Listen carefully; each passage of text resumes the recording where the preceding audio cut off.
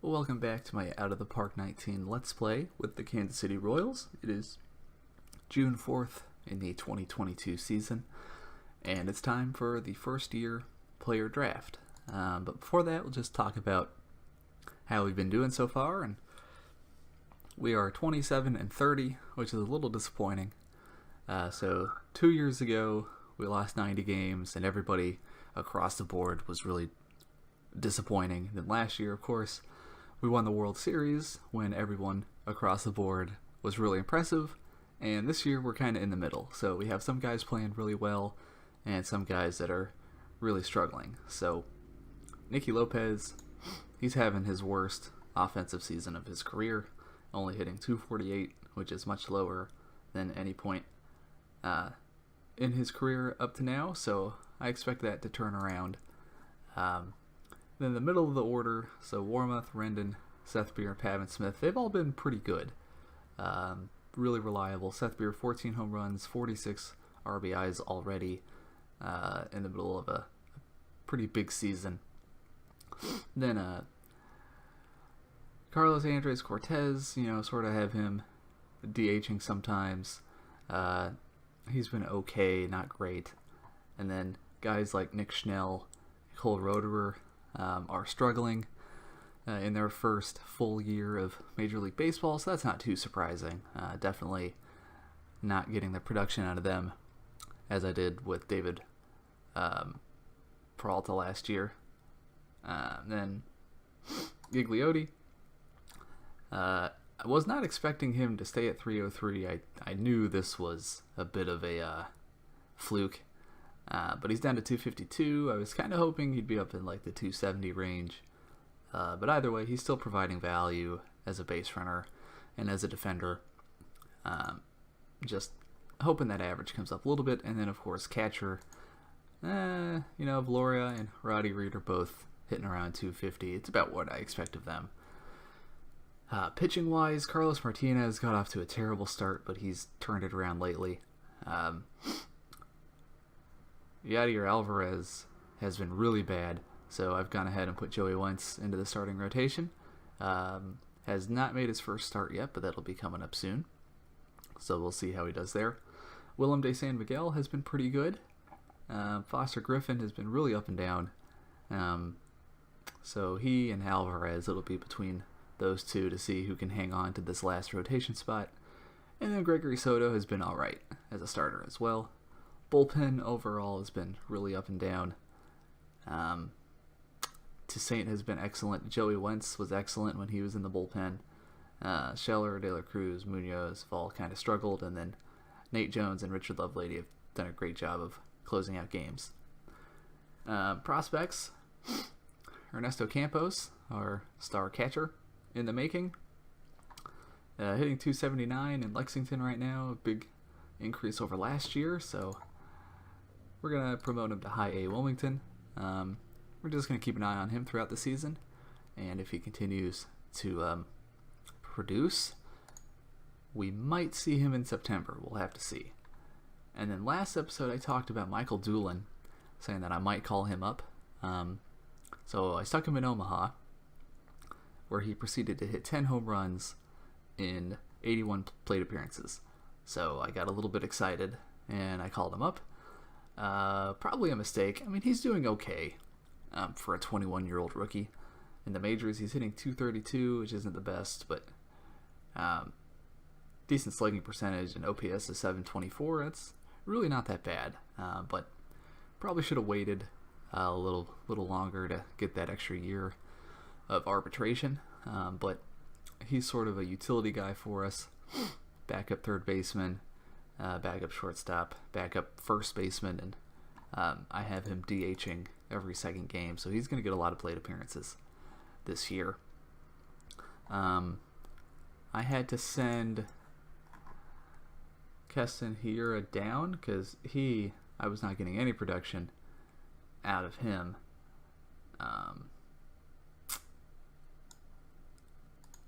If I could find him.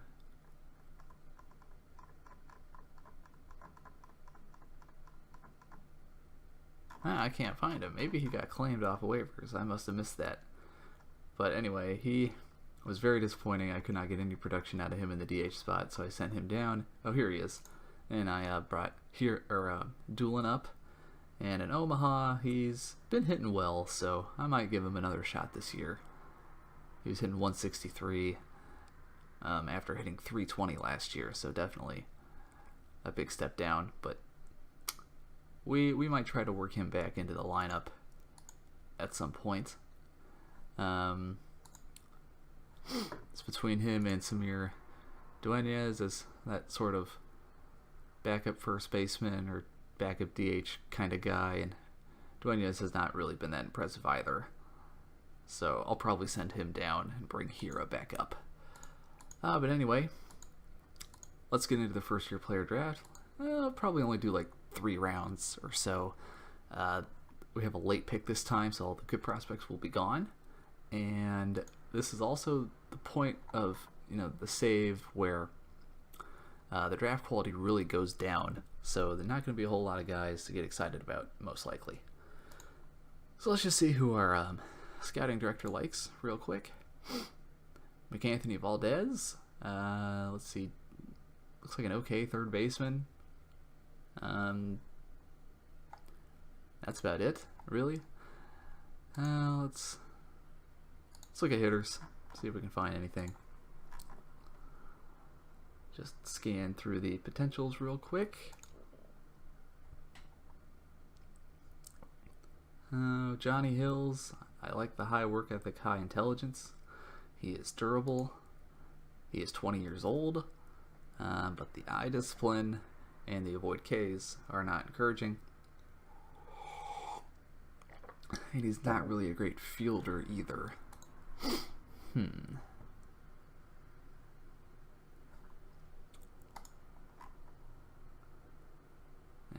not a lot of high contact guys. This guy is a good infielder. Sort of a Nicky Lopez type where he has no home run power.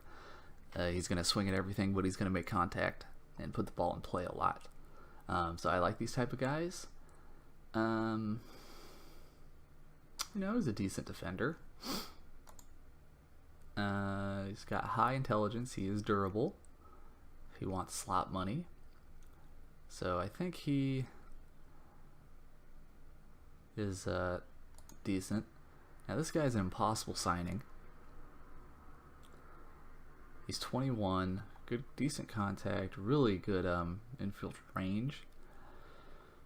Oh, I do like these bars. I mean, he's going to be a pretty good shortstop. And he is an impossible signing, but I do have the money to get guys like that. So he also has high intelligence, and he's also durable. So that's good to see. So if I go with a hitter, I'm going to go with Vince Alvarado. So now let's look at pitchers. And we will sort by stuff. We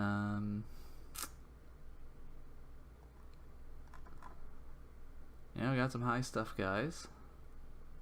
Looking for a starter.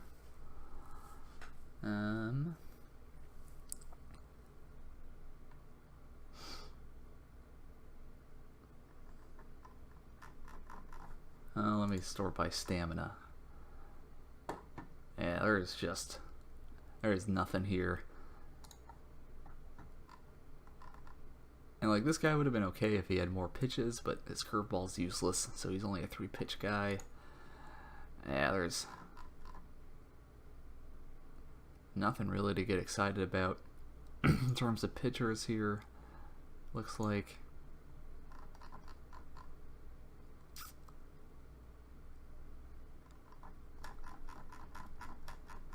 well, I'm going to do this a different way. I'm going to sort by stuff and then just go all starters. This guy's an impossible signing, but he looks okay.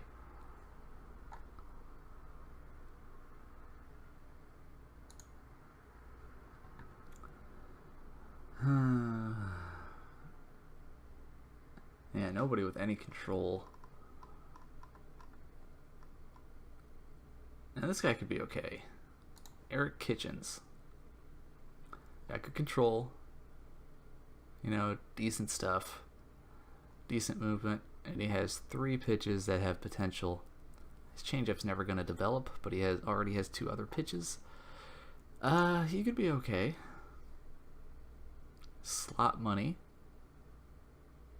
So I'm going to draft him, and then I'm going to hope that shortstop, since he's an impossible signing, I'm going to hope that he sticks around and doesn't get drafted. So let's go to my next pick. I'm going to go back to batters. Just sort by potential because he was the top. Yep. Kind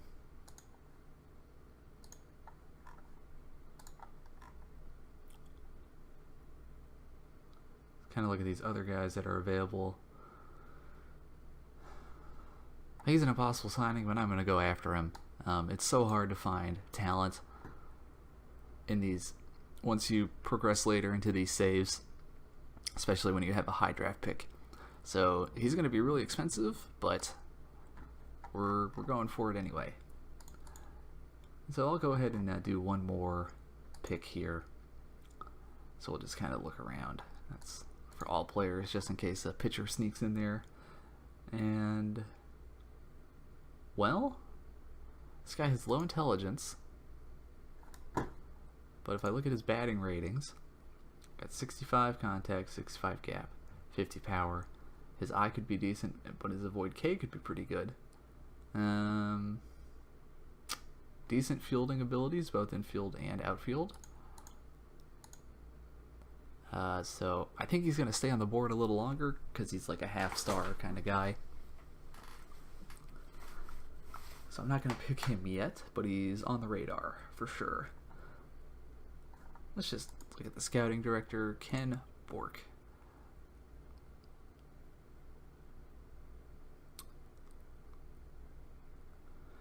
Yeah, it could be a good reliever. Are there any like closers that are still around? No, that guy's an impossible signing. I don't want him. Let's just look at stuff.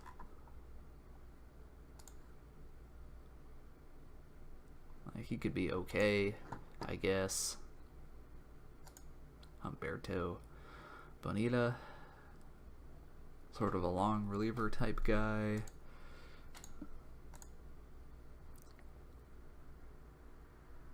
I mean, relievers are just so easy to find that it's kind of not worth it to draft one like that. Alright, let's see if there's any starters left that could become anything at all. So I like him, except for 35 control. That's not going to cut it. So there's sorting by stuff. I mean, there's nobody with good enough control to be viable. So we're going to go back, look at hitters, because there's nothing in terms of pitching.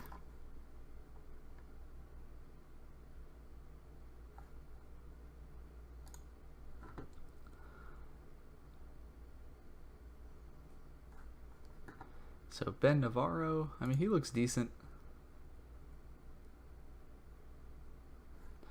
70 stealing, but only 25 speed. He's not a good hitter. He's not a good enough hitter to be a good first baseman.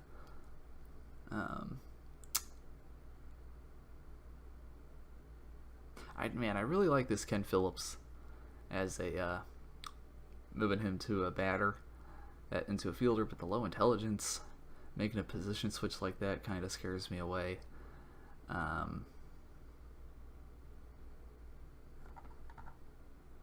Sean Brady. Got a really good outfield arm. Really slow, but he could be an okay hitter. You know, someone that might develop.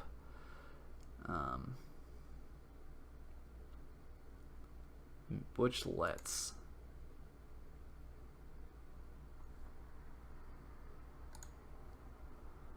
I'm going to go with Butch Letts. He looks alright. hard signability though.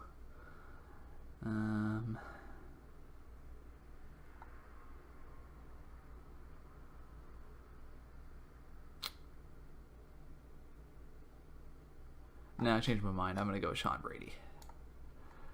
So there we go. Alright, so those are my first 3 picks.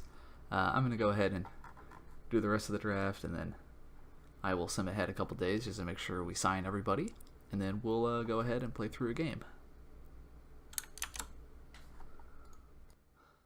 Alright, so we've signed everybody.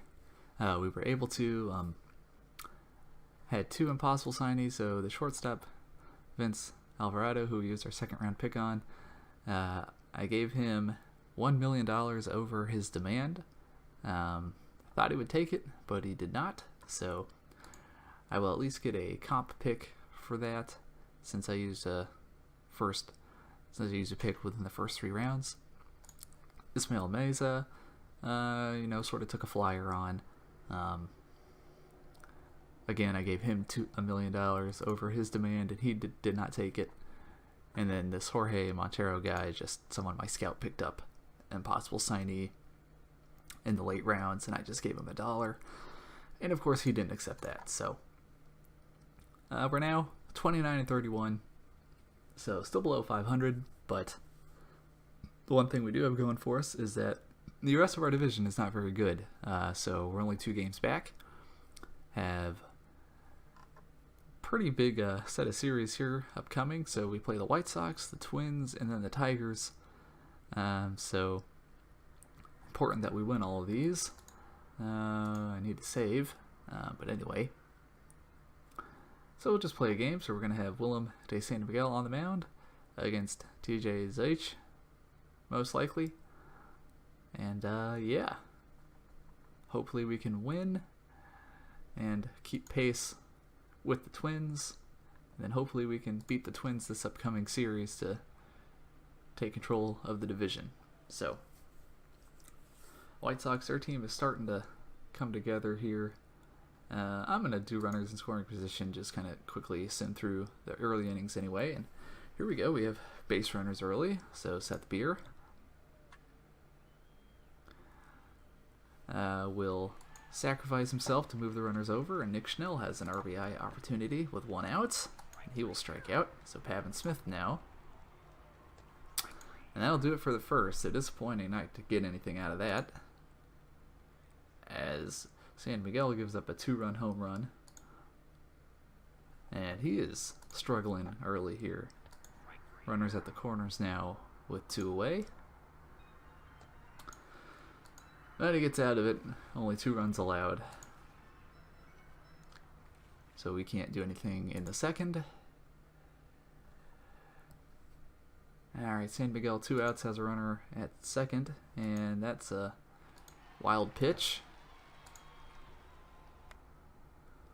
And that's a fly ball. Should be out number 3.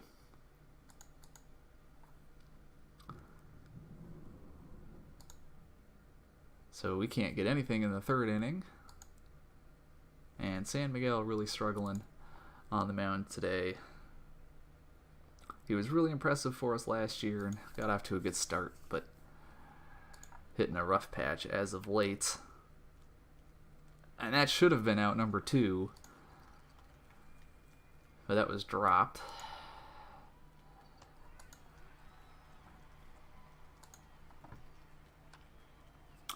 And that'll be out number 3. So only 3 runs here in the first 3 innings, but 6 hits, a lot of base runners. So we're just going to go batter by batter now. Pavin Smith, he will fly out. So he can't get anything going offensively here. San Miguel would like to get him through 1 more inning at least. He does have 5 strikeouts, but is allowing a lot of contact. There we go. Nice 1-2-3 inning. There, maybe he can get into a bit of a groove. Tuenez strikes out. Michael Doolin at the plate. He will strike out. And Valoria. And that'll be out number 3, so the bottom of the order, not helping us out any there. We're gonna warm up.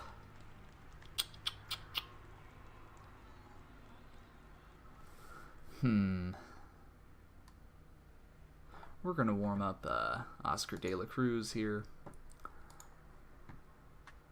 as Eloy Jimenez. It's a high fly ball, but that's not gonna get out of here.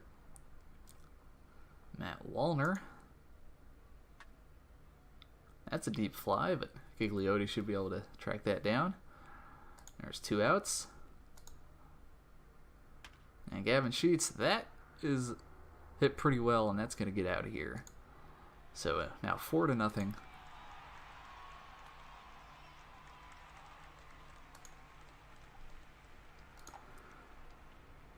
Yeah, we will sit De La Cruz, at least let San Miguel face the last 2 batters in the order, and we'll go from there. Nicky Lopez will ground out.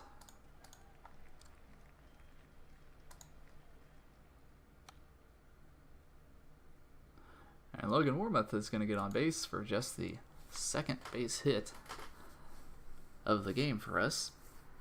We're going to take a pitch here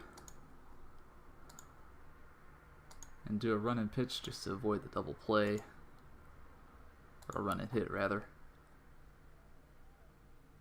And Warmoth is safe, so we'll let Beer swing away now. And good thing we stole the base, or else that would have been a double play. So Nick Schnell. And that's well hit down the right field line. That's going to score 1, so we'll trim the lead a little bit here. Pavin Smith at the plate. And that is right at the right fielder, so that'll do it for that inning. Go ahead and keep De La Cruz warm here.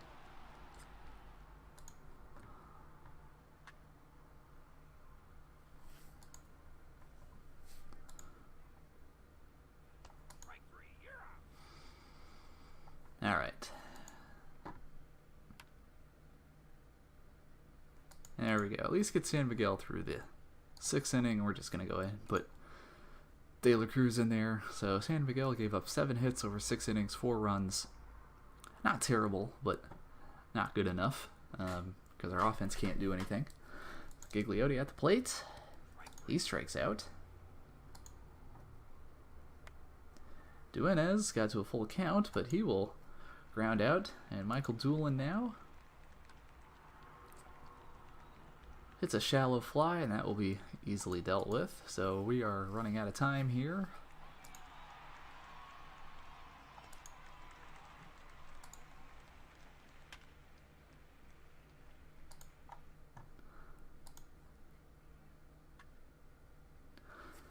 Now Jimenez is going to give them a base runner.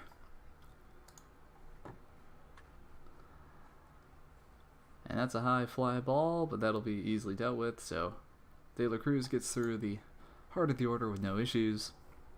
We have 2 innings to work with. Could pinch hit Valoria, but we're just going to let him hack at it here. Not quite fast enough to reach. Lopez grounds out on the full count. And Logan Warmoth hits it right back at the pitcher.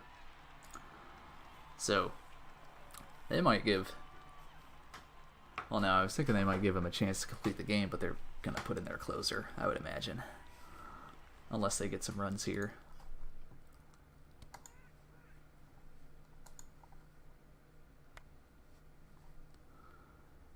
And that'll be out number 2. Rio Ruiz will take the 4-pitch walk. Evan Skog will strike out. So De La Cruz looked pretty good there in a couple innings of relief work, but this is our last chance. We need 3 runs this inning. Seth Beer takes it opposite field. Give us a base runner here to start off. Nick Schnell really struggling. 226. So that's a bummer.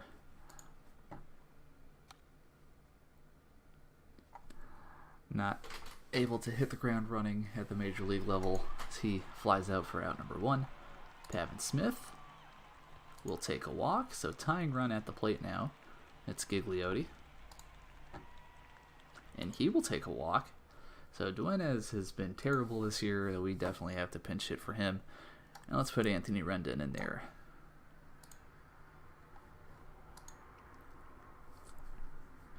Give Rendon a shot here. Big opportunity. And is that going to be a grand slam? What a clutch pinch hit for Anthony Rendon. Gets the grand slam. Gives us the lead. Means we have to warm up Richard Lovelady. And can we tack on any more? And Doolin hits one down the right field line. Beyond for a base hit. We're going to pinch hit Valoria here. Just see if we can squeeze out another insurance run. Put Cole Roederer in there. Roederer only hitting 222, but with 60 contact, he should be better than that. And there will be no play at first, so Roederer grounds out into a fielder's choice. And Nicky Lopez, he's going to keep the inning going. We're going for it. Makes it to third with time to spare. So let's see if Warmoth can add any more insurance for us. And he will not, so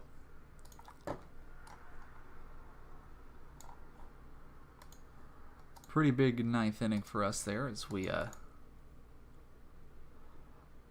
worked back into the lead. Got Lovelady on the mound, and we're going to warm up to Saint just in case Lovelady tries to blow it for us. Gets a strikeout for out number 1. Gigliotti should be able to deal with this for out number 2. He does. And Moncada, so here we go, Moncada and Jimenez, the two hitters in the middle of their order that we got to worry about. And that's going to be a double. No. What a throw by Nick Schnell to keep him there at first. So Jimenez now. Let's see who's behind him. It's Charlie Tilson. Against lefties is not very good. So we're going to pitch around Jimenez, not let him get anything good to swing at. And Gigliotti, can he get there? Yes, he does. As we complete the comeback, Anthony Rendon, a pinch hit grand slam in the 9th inning. That was big. That's a big win for us. Got some important games coming up here. A lot of division matchups throughout the month of June, so very critical month for us. And we start this series with a 5-4 win. So that'll do it for this episode. I will be back for the International Amateur Free Agency, which is July 2nd. So then we will cover what happened in this month, which, like I said, a lot of division opponents, so the standings could look quite different next video. But anyway, thank you for watching, and I will see you next time.